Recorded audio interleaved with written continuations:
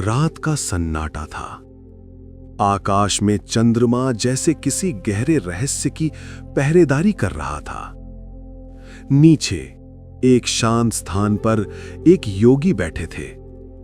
उनकी आंखें बंद थीं, पर उनके भीतर एक और आंख खुली हुई थी। वो आंख जो देखती नहीं, अनुभव करती है। वो आंख जो रोशनी नहीं, प्रकाश बन जाती है।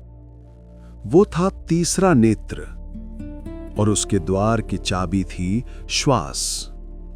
कहा जाता है कि जब श्वास साधारण नहीं रहती, जब वह सजग होकर ली जाती है, तभी तीसरे नेत्र के द्वार खुलते हैं।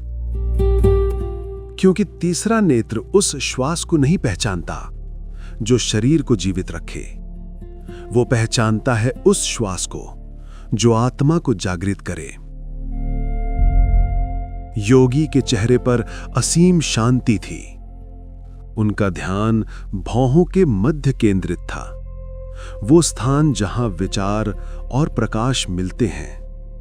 प्रत्येक श्वास के साथ वो भीतर उतर रहे थे। धीरे धीरे श्वास लंबी होने लगी। श्वास भीतर गई, मानो एक नदी स्रोत की ओर लौट रही हो। श्वास बाहर आई, मानो वो नदी फिर से अस्तित्व को छू रही हो। और उसी लय में योगी के भीतर कुछ घटा।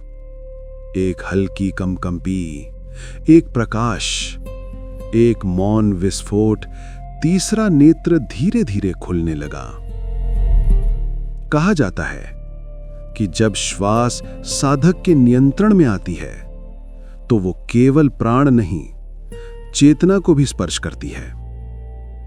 सामान्य श्वास केवल फेफड़ों तक जाती है, पर ध्यानपूर्वक ली गई श्वास भ्रू मध्य तक पहुंचती है। और जब वो वहां स्पर्श करती है, तो तीसरा नेत्र जाग उठता है। यही वो क्षण है जब साधक देखता है कि नींद और जागरण के बीच एक और संसार है, जहां ना अंधकार है, ना प्रकाश, सिर्फ मौन की उपस्थिति है। वो स्थान है आज्ञा चक्र, वो द्वार जहां से आत्मा ब्रह्म की ओर देखती है। जब कोई व्यक्ति श्वास पर ध्यान करता है, तो पहले वो श्वास की ध्वनि सुनता है, फिर धीरे धीरे वो उस ध्वनि से परे चला जाता है। फिर वो उस विराम को महसूस करता है जो दो श्वासों पे बीच होता है। वही क्षण तीसरे नेत्र का द्वार है। वहां समय ठहर जाता है, विचार रुक जाते हैं, और चेतना स्वयं को देखती है। भगवान शिव ने भी माता पार्वती से यही कहा था कि देवी, तीसरा नेत्र खोलने के लिए किसी साधन की आवश्यकता नहीं, केवल श्वास को देखना पर्याप्त है। जैसे ही तुम हर श्वास के बीच के अंतराल को महसूस करोगी, तुम देखोगी कि तुम्हारे भीतर ही ब्रह्मांड खुल रहा है। यही विज्ञान बाद में विज्ञान भैरव तंत्र में श्लोक बन गया। मध्ये मध्ये निर्विकल्पम विश्रांति भैरवम वपुः। यानी दो श्वासों के मध्य में जो विराम है, वही परम शिव का स्वरूप है। तीसरा नेत्र केवल देखने का साधन नहीं, ये जागने का संकेत है। और इस जागरण का मार्ग है श्वास की सजगता। जब तुम श्वास पर ध्यान करते हो, धीरे धीरे तुम्हारा मन श्वास के साथ एक हो जाता है। और जब श्वास व मन एक हो जाते हैं, तो ऊर्जा ऊपर उठती है, मूलाधार से लेकर आज्ञा चक्र तक।